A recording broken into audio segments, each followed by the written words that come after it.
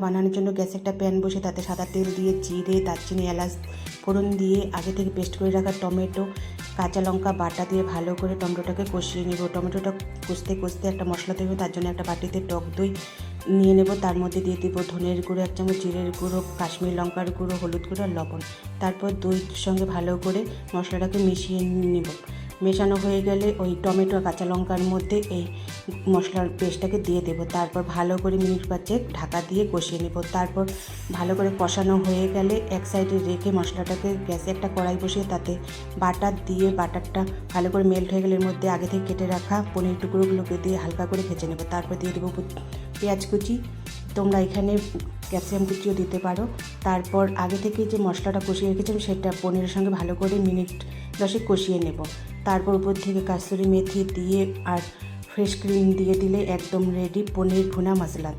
তোমাদের কেমন লাগলো অবশ্যই কমেন্টে জানিও।